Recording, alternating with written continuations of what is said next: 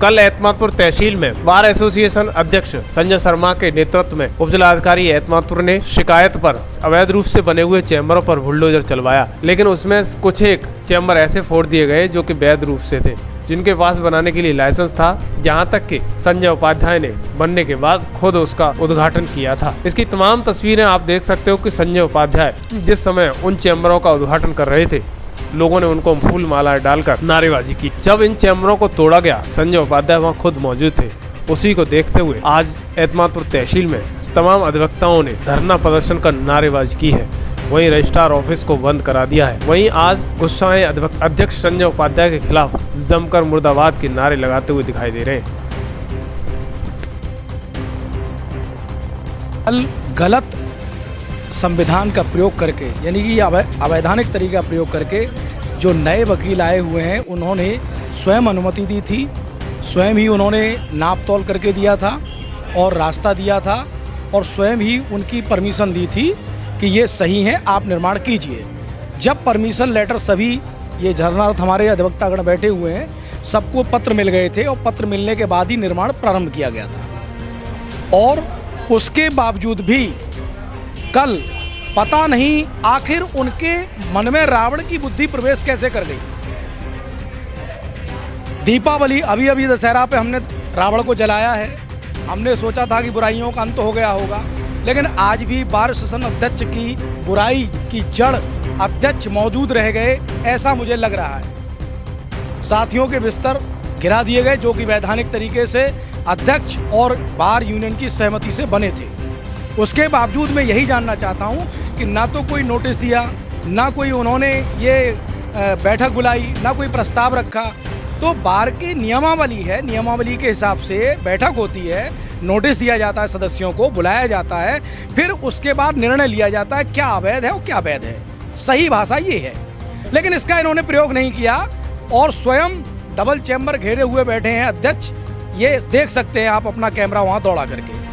अब हमारी मांग ये है कि ये जो भी इन्होंने विध्वंस किया है, रावण की विचारधारा को त्यागना होगा और पुनर्निर्माण में उनको अपनी भूल माफी मांगनी होगी सबसे अधिवक्ताओं से, और सारा जो व्यय हुआ है उसका सभी खर्चा पुनर्निर्माण का बार एसोसिएशन जो मौजूदा अध्यक्ष हैं उनकी नैतिक दायित्व लें और आकर के यहाँ सभी अधिवक्ताओं से माफी मांगें। अगर तरीके से टूटा उसके लिए अगर अधिवक्तागण सभी लोग मिलकर देंगे तो उसके लिए हो जाएगा, प्रशासन की तरफ से होगा।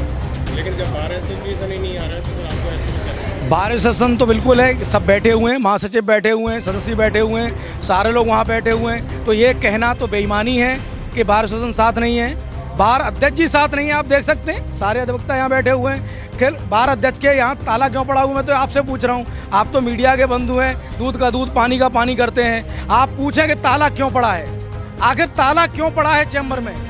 क्योंकि अध्यक्ष के मन में रावण प्रवेश कर गया है और उस रावण रूपी बुराई को उन्हें मारना ही होगा, तब न्याय होगा।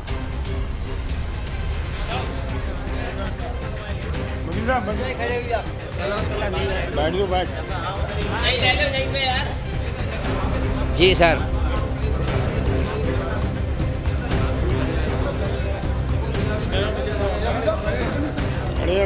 क्या नाम है आपका और कौन सा पद है आपका? मेरा नाम मिश्रीलाल बघेल, एडवोकेट, महासचिव बार एसोसिएशन तहसील एतमादपुर। कल जो घटना हुई है यहाँ पर ये बात तोड़े गए हैं, ऐसी स्थिति में क्या कहेंगे आज आपने? कल हमारे जो बार एसोसिएशन की तरफ से जो अधिवक्ता थे जिनके चैम्बर नहीं थे, तो उनको बार की तरफ से चैम्बर आवंटित किए गए थे विधिवत तरीके से। ऐसा हमारे यहाँ कोई अधिवक्ता नहीं है जिसका नया चैम्बर बना है जो अवैध बना हो। सभी नियमानुसार लेटर बार से देने के उपरांत ही बने हैं। और हमारे जो एट प्रेजेंट इस समय बार एसोसिएशन के जो अध्यक्ष हैं श्री संजय कुमार शर्मा जी, उन्होंने अपना एक लिखित में शिकायती पत्र जो एसडीएम साहब को दिया है। कल मुझे 3:30 बजे इस बात की घटना मालूम पड़ी है। ये लेटर दिया इन्होंने 17/11 को, यानी कल से भी एक दिन पूर्व। तो उस लेटर पर अमल करते हुए हमारे उपजिलाधिकारी महोदय जी ने और तहसीलदार साहब ने अध्यक्ष जी की मौजूदगी में, और अध्यक्ष जी ने चिन्हित कर कर के बताया कि इसको तोड़िए, इसको तोड़िए। कुछ उन्होंने 6-7 चैम्बर लेटर में खोले हैं कि ये अवैध है, जबकि उन्होंने ऐसे चैम्बरों को भी खड़े होकर तोड़वाया जो उस लिस्ट में नहीं है। तो ये बहुत ही वकीलों के साथ अन्याय और उनका जो है आर्थिक शोषण हुआ है, जहां एक अध्यक्ष और महासचिव चैम्बर विधिवत अलॉट कर रहा है उसी वकील का, और उसी वकील को चैम्बर को फिर स्वयं लेटर दे करके तोड़वाया जा रहा है। तो ये कहाँ की नीति है?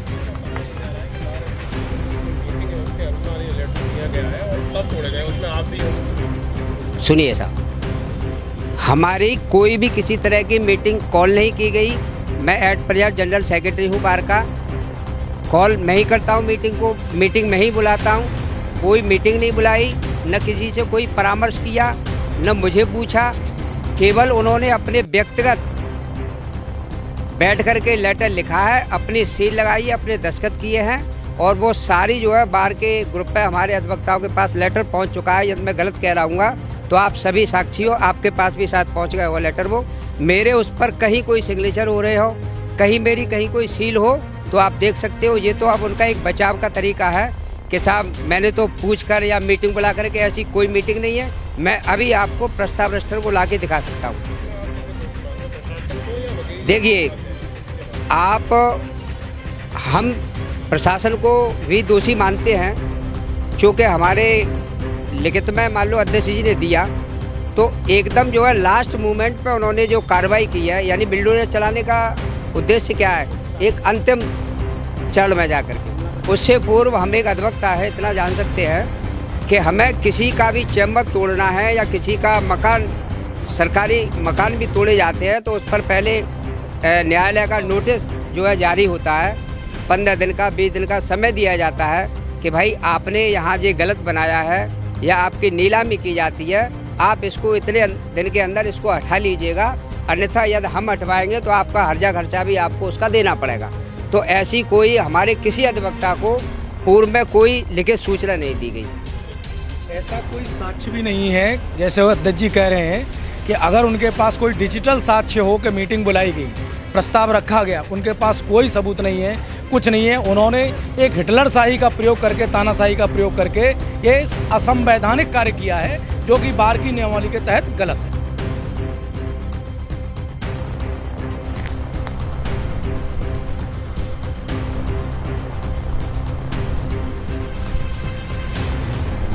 वही उपजिलाधिकारी एतमादपुर का कहना था कि हम नहीं चाहते थे कि अधिवक्ताओं के कोई भी चैम्बर टूटे, लेकिन अधिवक्ता अध्यक्ष के कहने पर चैम्बरों को तोड़ा गया है। लिहाजा कोई भी वैध चैम्बर टूटा है तो उसको अधिवक्ता सब लिखित में कार्रवाई करें, और प्रशासन जरूर उनके लिए कुछ न कुछ करेगा। इस पर उपजिलाधिकारी का क्या कहना था वो भी सुनिएगा।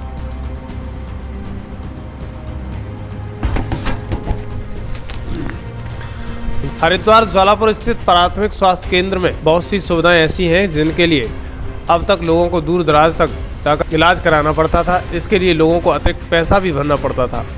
अगर पिछले कुछ समय की बात करें तो अस्पताल परिसर में लोगों की अच्छी खासी भीड़ होने लगी, क्योंकि डॉक्टरों के साथ साथ अल्ट्रासाउंड बार एसोसिएशन ने अपनी एक बैठक की, उसमें एक प्रस्ताव पारित किया और सभी की सर्वसम्मति से वो प्रस्ताव हमारे पास आया। उसमें सूची दी गई हमें कुछ चैम्बर्स की कि ये अवैध निर्माण किए जा रहे हैं। तो हमने अधिवक्ता, उनके अध्यक्ष और बाकी पदाधिकारियों की मौजूदगी में पूरी टीम गई। उनके रहते हुए उन्होंने चिन्हित करके हमें जो जो चैम्बर बताए, हमने उन चैम्बरों का अतिक्रमण हटवाया है मौके पर, और जो भी कार्रवाई हुई है बार एसोसिएशन की मौजूदगी में और उनके अनुरोध से हुई है। इसमें प्रशासन उनका सहयोग मात्र कर रहा है।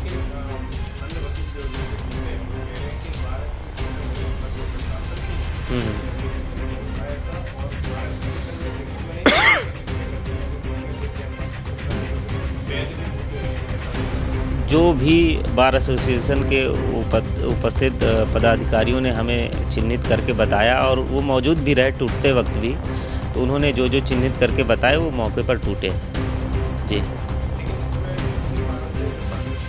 जी जी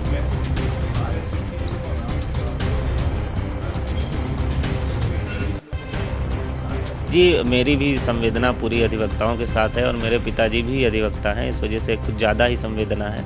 परंतु उनके द्वारा ही ये पहल की गई कि कुछ अवैध निर्माण हो रहा है, कुछ अवैध अतिक्रमण हो रहा है, जो अधिवक्ता नहीं भी हैं लोग, वो भी यहाँ पर अपना चैम्बर बना रहे हैं। तो उनकी ही पहल पर हमने जो कार्रवाई की है और आगे जो भी प्रस्ताव रखेंगे, उन सभी प्रस्तावों को हम नियमानुसार आवश्यक कार्रवाई करेंगे।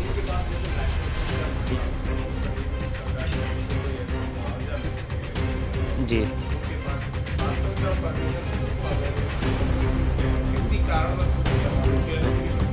जी, तो अधिवक्तागण आपस में एक सहमति बना के और मीटिंग करके हमारे पास आए, हम भी उसको जानकारी करते हैं, जो भी उचित होगा वो उनके साथ मदद की जाएगी।